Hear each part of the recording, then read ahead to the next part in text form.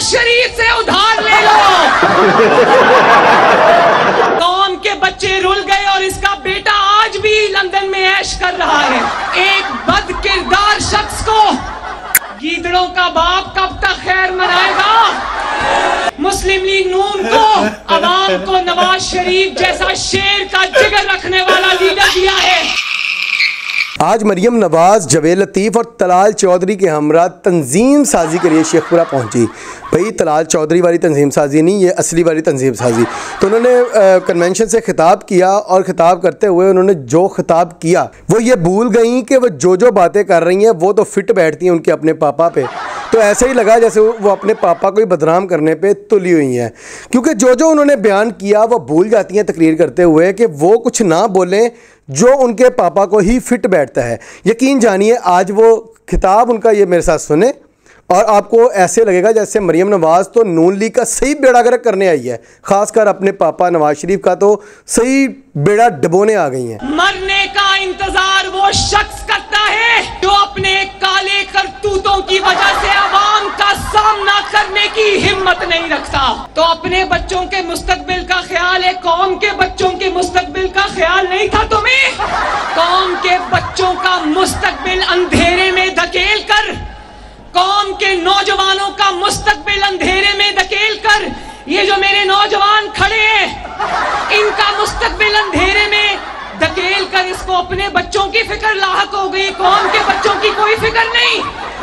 कौम के बच्चे रुल गए और इसका बेटा आज भी लंदन में ऐश कर रहा है। जितनी फिक्र तुमने अपने बच्चों की की उतनी फिक्र तुमने कौम के बच्चों की भी की होती तो आज पाकिस्तान का ये हाल ना होता। मरियम नवाज साहिबा ने कमाल कर दिया। उन्होंने सच कहा है कि नवाज शरीफ साहब ने लंदन में पूरे खानदान को सेटल किया हुआ है, अपने बच्चों को लंदन बिठाया हुआ है, वहाँ पे अय्याशी करवा रहे हैं, अरबों खरबों रुपए के प्रॉपर्टी एसेट्स बिजनेस करवा के दिया हुआ है। इतना पाकिस्तान का सोचा होता तो पाकिस्तान डूबा ना होता, पाकिस्तान कहाँ से कहाँ पे पहुँचा होता। 30 साल इन्होंने लूटा।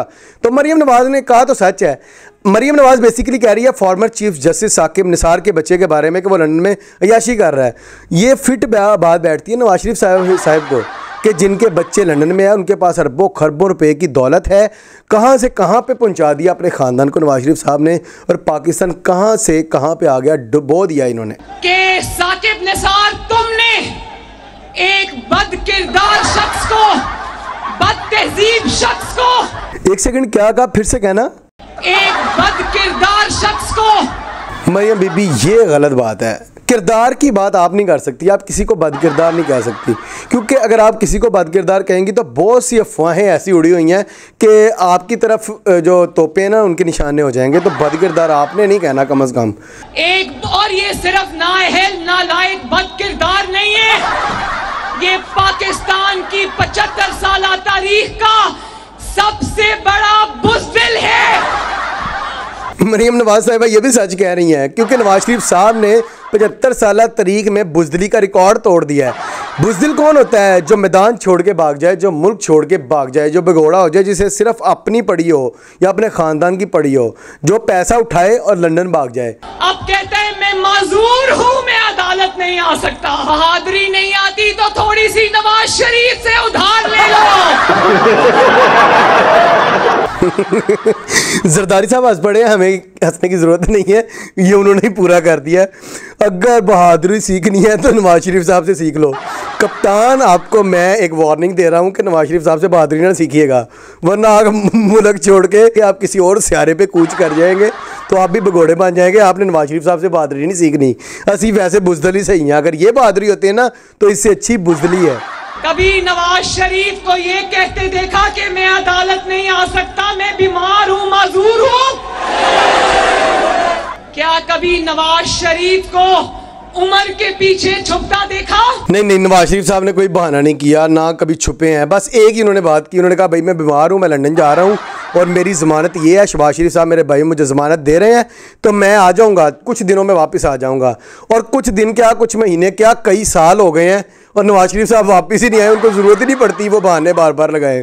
तो वो एक ही बार जाके भगोड़े बन के छुप के बैठे हुए हैं लंदन में, एमन फील्ड में, तो उनको बार बार बहाने लगाने की ज़रूरत नहीं पड़ती। ये भी आपने बात सच कही है, हमने नहीं सुना दोबारा। बात ये है कि कांपे टांग रही हैं। मरियम नवाज साहब अपने बिलावल भुट्टो पार्टनर को तो छोड़ दो, उसकी टांगे तो ना खींचो।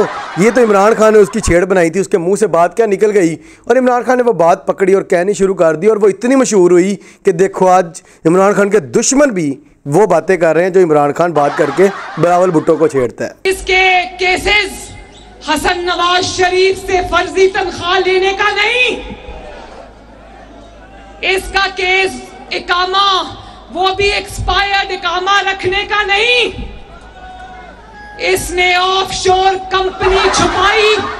ये बात भी मरियम नवाज ने सच कही है। इमरान खान पूरा पाकिस्तान, हम यही तो बात कह रहे हैं कि नवाज शरीफ का यही केस नहीं है कि उसने अपने बेटे से तनख्वाह नहीं ली, बल्कि पैनामा लीक्स जो सबसे बड़ा स्कैंडल है उसमें भी नवाज शरीफ साहब का नाम आया, जिन्होंने अरबों खरबों रुपए की जायदाद और कंपनीज जो हैं वो पाकिस्तान के करप्शन के पैसे से ली और मनी लॉन्ड्रिंग करके बाहर लेकर वहाँ से पे जाकर उन्होंने इतनी बड़ी जायदाद बनाई।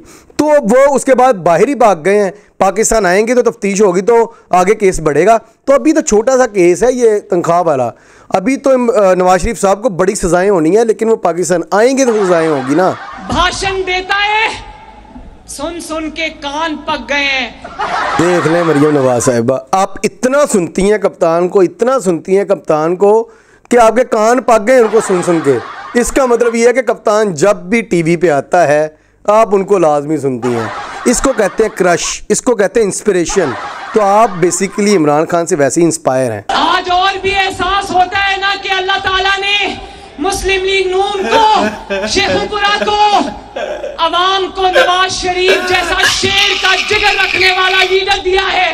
हाँ वाकई में एहसास होता है। इस पर रोने को ही दिल करता है कि अल्लाह पाक ने नवाज शरीफ को इस मुल्क में पैदा ही क्यों किया।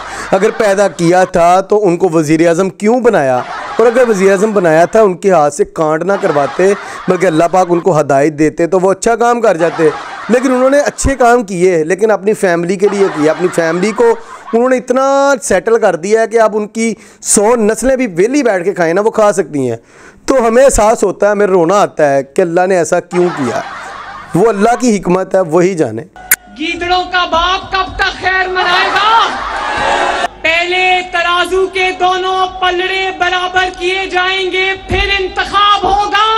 भाई ये खुद ही कह रही हो गीदड़ों का बाप कब तक खैर मनाएगा। मैं तो नहीं कह सकता। मैं तो नवाज शरीफ साहब की भी रिस्पेक्ट करता हूँ, चाहे उन्होंने जो भी इस मुल्क के साथ किया है, लेकिन हैं तो बड़े मुझसे उम्र में।